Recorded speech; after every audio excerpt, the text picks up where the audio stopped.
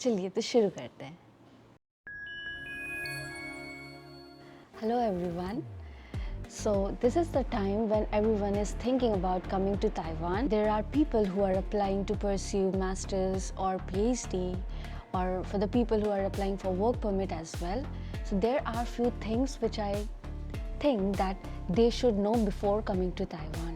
So today I'm making an informative video that would help especially Indians who are planning to come to Taiwan. So these are the things they should know beforehand. It would help them in many ways.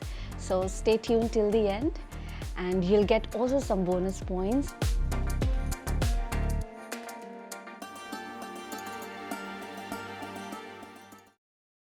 The first point which I want to discuss is a budget. Prepare a budget for 2 to 3 months in advance. When you are moving to a foreign country, you are coming for masters or for PhD, you'll get scholarship, right? So you can't be dependent on the scholarship money from the first month of entering to a foreign country. So for that purpose, what you can do is prepare a budget of 3 to 4 months at least. That depends on university to university. Many university will provide you the scholarship money in like 1 to 2 months if everything, your papers, all the documents have been prepared well. But many universities will take some time to apply for it. So you can estimate that it may take 3 to 4 months. Sometimes you may ask your professor or your friends that they can lend you money, but it's not that much good and you can rely on anybody that they would be providing you with. So it's better you come prepared with in advance.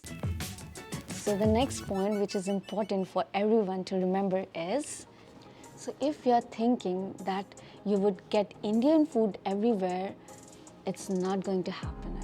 So be prepared, be mentally prepared actually, that you're not going to get Indian food because we have been living in our country with our own taste. But when you're coming to any other foreign countries, you have to be at least mentally prepared that you're not gonna get your home food there. So that country has its own culture, has its own tradition and their own food. So you have to get adapted to their food. So just be mentally prepared, because you may look out for your country restaurants like Indian restaurants, which is quite expensive, I might say that, but it's not affordable to eat every day there. So you might get an option for cooking, but don't expect that you're gonna get Indian food everywhere out there. So just be mentally prepared, and that's gonna help you. When I came for the first time, it was a really shock for me because I wasn't prepared. So I used to eat at McD, like all day. My lunch and dinner would be at McD because I wasn't mentally prepared. So it took me a little longer to adapt to the taste of Taiwanese food. But it's quite good over here. You get vegetarian and non-vegetarian options, but just be mentally prepared that it would be different from your taste. So the third point I'm going to discuss is an easy card. You must have an easy card. When you come to Taiwan, you have to buy an easy card. So an easy card is an electronic chip card which is like a wallet. You can recharge and store your money in it, and in Taiwan it's basically digitalized. So everywhere you go, you ride on a metro, MRT, which is called as, or you go on a bus, you have to tap it to pay for your ride. You can go to 7-Eleven or Family Mart and buy an easy card, and you can recharge like $100 or $200 so that you can transport. You will get a student ID from your university, which is also an easy card, but it will take time, about a month. But before that, if you want to travel, you need to have this easy card to pay for your transportation charge. So next point is an ARC application. So when you're coming to Taiwan, you're basically entering on your visa, right? It may be, you may get a resident visa or you are coming on to a work visa. But after coming here, within next 15 days, you have to apply for the ARC, that is Alien Resident Certificate. And that you need to get it from National Immigration Agency, which is called here as NIA. So you need to go there and apply for it, but nowadays it's made digitally, that you need to apply digitally, like all these documents have to be submitted online, and you can apply for your ARC And many universities will remind you before, like within 15 days, that you need to apply it, but many times they won't. So it's a reminder for you guys that you have to remember this. It's a very important thing that you need to apply within 15 days of your arrival to a foreign country as Taiwan. So the next point is you have to open a bank account. After you receive your ARC, now you need to go to a bank to open a new bank account. Because if you're coming on master's or for PhD to receive your scholarship money, you need to open a new bank account. You can ask your university which bank account they would prefer, but basically they would prefer a post office bank. And if not, then you can go for the international bank, because then it would be very convenient. Health insurance. The most important point is your health, right? So if you're moving to a foreign country, you need to have check on your health. If you're coming for the first time, you'll need to have your health insurance from your own country, and make sure that you don't have to reach out to a doctor if there's no emergency situation.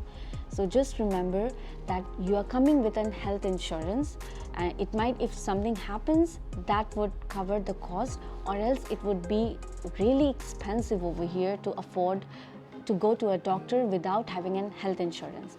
And Taiwan will give you National Health Insurance Card, that is your NHI, after you stayed here for 6 months. So after 6 months, you may apply for the NHI.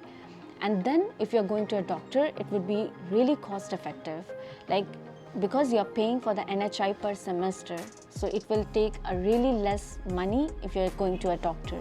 But before, if you're seeking, it might cost you a lot. So remember to have a health insurance before coming to Taiwan, or else you may ask your university that until you have your national health insurance, what insurance they provide, because many universities have a short period of health insurance that they would provide cheaper, maybe that for like $3,000 to $4,090. So you can ask your universities for that. Our next, which is also an important point, and that is, so when you are coming to Taiwan, you mostly get an accommodation for dormitory or staying outside. Right? So here the problem with the dormitory is that many universities don't provide cooking facilities in the dorm, because food is very convenient and cheap outside for the local people, so they may prefer to eat outside. So as a foreigner, it is very difficult for us to have the same food every day sometimes. It's best if you can stay in the dormitory and enjoy the local food with your friends. It's easier to get mingled with them and also to get a taste of the local cuisine. But if you want to stay outside, you're looking for a room, then you can check a website which is called as 591. So that website provides a number of houses or number of rooms in apartment that you can go for renting for yourself. Or even you can look out for Facebook groups where also many people would advertise their apartments or a single room. So you may reach out to your friends to book in advance for you, or you can also book by yourself by contacting directly. And here comes a major role of our community. So when you're coming to Taiwan, here we have a lot of Indians. So you may get, like if you are from the north side or from the west, east or south. So from every side there is a community. So it's better to contact and join like Indians in Taiwan community, or there are many small community groups and they are willing to help people. So if you want to reach out for anything, you may join this group, ask your questions, contact anybody or join a WhatsApp group. They are willing to help and they would answer all your questions. And even if you want to buy your stuff, like you want to get it for cheaper, because when you're moving to a foreign country, I know it's a bit difficult. So when you're contacting any of the groups, you may get a few things which you would be needing in your day-to-day life. And if somebody is moving out, they may give you for free. So it's better to reach out for these groups, and it would be very, very helpful for you.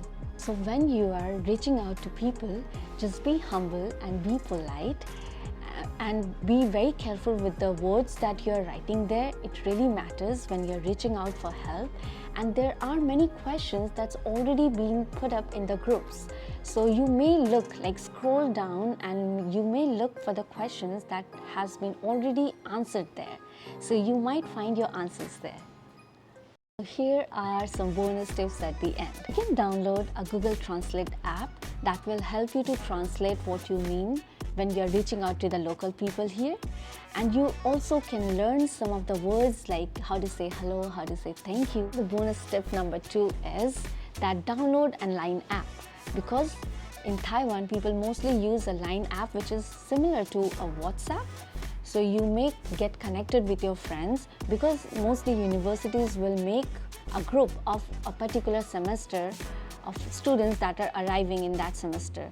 So you may join that group and there would be many information you would get in beforehand. So better download a Line app and make your account. At the end, if you have any questions or if I have missed any of the points, so please comment below and let me know what I have missed. And if you want me to cover more of the important topics like this, you can comment that too, that what topic you want me to cover. So see you next time.